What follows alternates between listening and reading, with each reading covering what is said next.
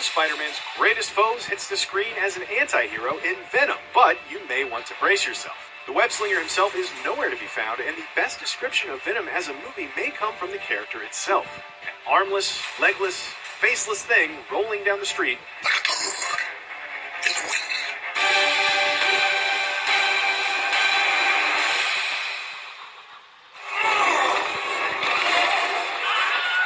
In this Ruben Fleischer-directed monstrosity, these slimy alien symbiotes that are brought to Earth must merge with a perfectly matched host in order to survive. Otherwise, the human body rejects them, killing the host and potentially the symbiote itself.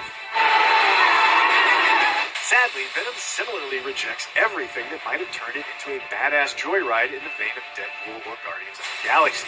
The result is a muddled hodgepodge that isn't sure whether it wants to be comedic or take its troubled protagonist way too seriously. You recruit the most vulnerable for tests that end up killing people. The script and direction yank the actors from overwrought expository scenes to overproduced action scenes with no sense of pacing or tone. That's a surprising misstep considering Fleischer's strong use of both in the horror comedy Zombieland. On paper, Tom Hardy is the ideal Eddie Brock, confidently embodying the fluid physicality and jittery paranoia of a man being consumed by sentient space goo. Exposure to his oozing extraterrestrial soulmate imbues Eddie with enhanced strength and resilience, but also sticks him with a chatty co-pilot with bad teeth, an insatiable appetite for live prey and/or tater tots, and a surreal desire to fix Eddie's love life. Not so bad yourself, Jim. Although he's saddled with some of the clunkiest superhero dialogue since Halle Berry's Catwoman in both his human and monster forms, Hardy at least manages to deliver the movie's few intentional moments of humor as Eddie comes to grips with his talkative body snatcher. Let's bite all the heads off and pile them up in the corner. Why would we do that? The first act is a snooze, but things liven up once Venom shows up and Eddie begins exhibiting some very strange symptoms. These occasional bright spots are largely due to Hardy's interplay with, well, Hardy. This is the second time he starred opposite himself following 2015's underwritten but ambitious Legend, and it's here that he proves himself as an underused talent when it comes to physical comedy.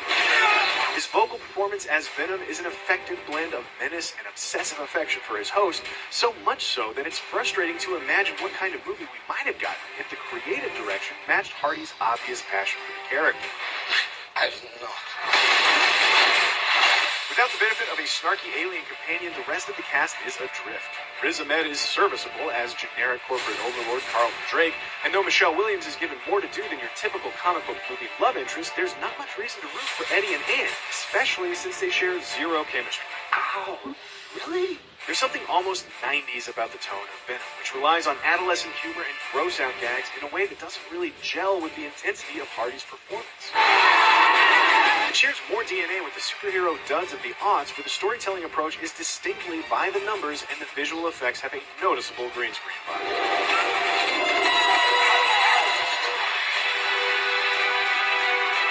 Whether or not you know this character from the comics, the most disappointing part of Venom is all of its untapped potential. Tom Hardy's committed performance can't overcome a painful script and indecisive direction, resulting in a film with a personality that's as split as its titular character. There are occasional moments of brilliance in the dynamic between Eddie and his symbiote that give a hint of what Venom could have been in steadier hands, but that only makes the rest of it harder to watch. Does anyone have the antidote? Something